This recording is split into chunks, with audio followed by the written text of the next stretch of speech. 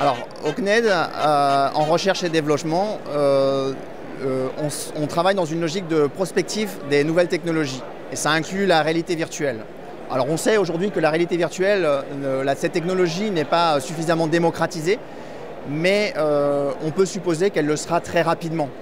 Et il faudra que le CNED, ce jour-là, soit en capacité de proposer des modèles pédagogiques pertinents en matière d'efficacité d'apprentissage. On a pu observer dans la réalité virtuelle, beaucoup de choses avaient été faites dans le secteur de l'industrie, des entreprises, dans le domaine de la santé. On est sur une approche procédurale pour adopter les bons gestes de manière sécurisée. Par contre, dans le secteur éducatif, on a plutôt vu des choses qui se faisaient d'ordre de découverte et d'exploration. Visite de musées, visite de sites archéologiques, découverte d'une ville.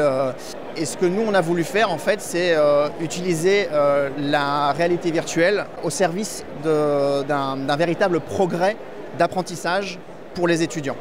On a identifié les bénéfices que pouvait apporter la réalité virtuelle dans l'apprentissage.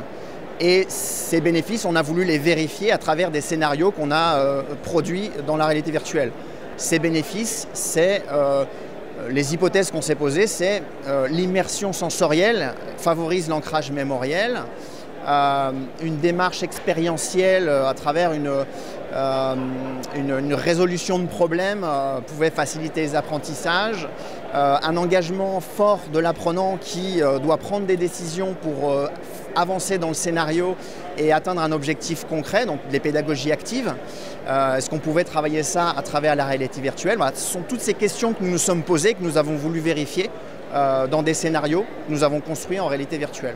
C'est notre démarche au Lab Innovation, c'est qu'on n'a pas de réponse à nos questions et on va aller les chercher auprès des personnes concernées, les utilisateurs, les élèves. Donc, ce premier scénario, c'est un démonstrateur. Il n'est pas tout à fait abouti, mais suffisamment abouti pour pouvoir le tester auprès d'élèves.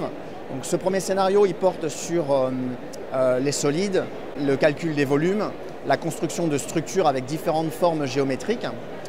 Et donc, ce scénario-là, abouti comme il est, on est allé le tester auprès d'élèves dans les collèges pour avoir leur retour et pouvoir le faire évoluer dans le bon sens.